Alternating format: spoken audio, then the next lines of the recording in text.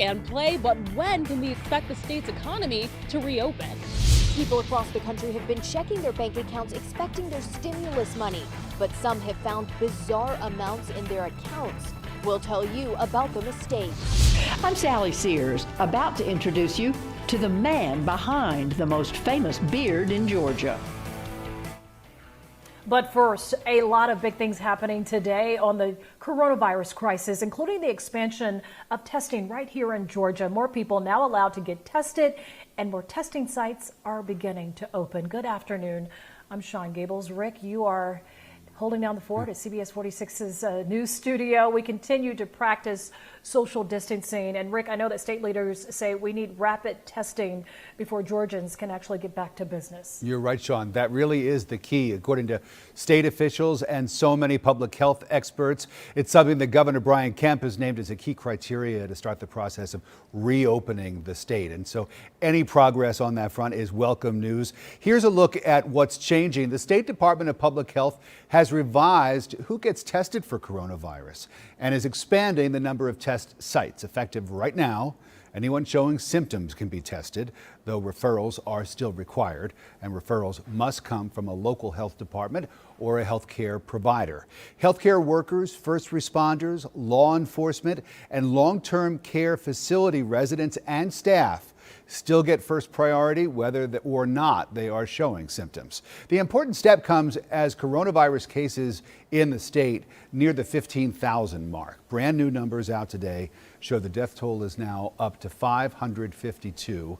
State leaders say Georgia still has not reached its peak day yet. Governor Kemp says it's a moving target, but right now peak resource use is expected in about a week and a half. What a roller coaster ride for parents with school children. Wide-scale remote learning is something we have never, ever seen. Everything from grading to getting out for summer. CBS 46's Ayanna Crystal breaks down what's next for your child. Schools may be closed, but education isn't. Teachers and students have had to adjust and adapt to virtual learning. And now that they are approaching the end of the school year, school districts tell me these last few weeks are important. Our teachers are still teaching and our students are still learning.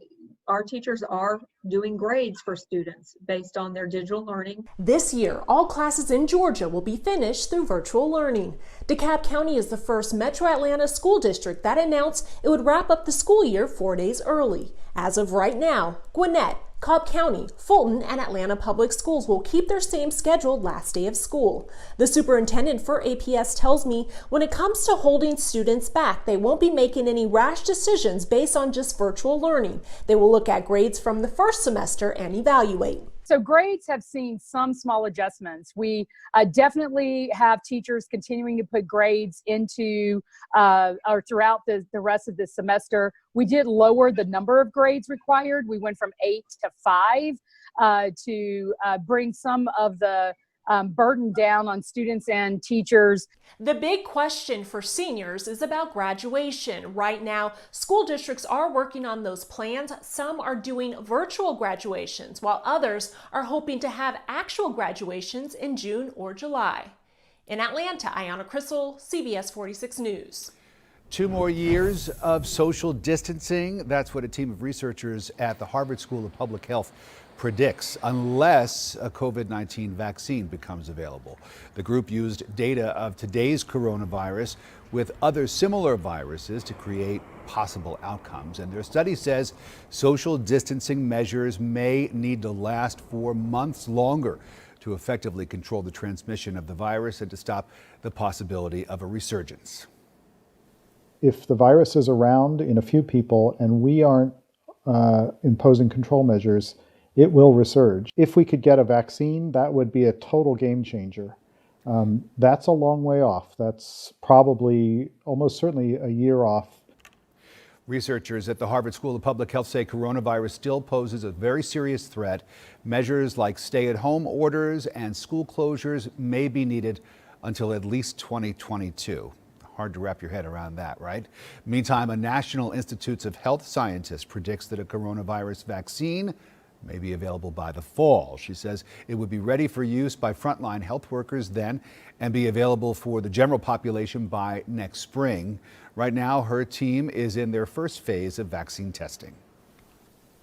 You may want to check your bank account today. Millions of people are getting their stimulus checks into direct deposit. If you're not one of those people who got stimulus money from the IRS today, you can check the status of it. The IRS is launching the Get My Payment tool just this week. It's available on irs.gov. The first batch of stimulus money went out over the weekend, and by today, an estimated 80 million Americans will have gotten their deposit. And we do have a reminder for you. April 15th is normally the deadline to file your federal income taxes. However, you have extra time to file this year thanks to coronavirus. Officials have pushed back the deadline. Your tax returns now are not due until July 15th. Now to today's breaking headlines on the coronavirus crisis here in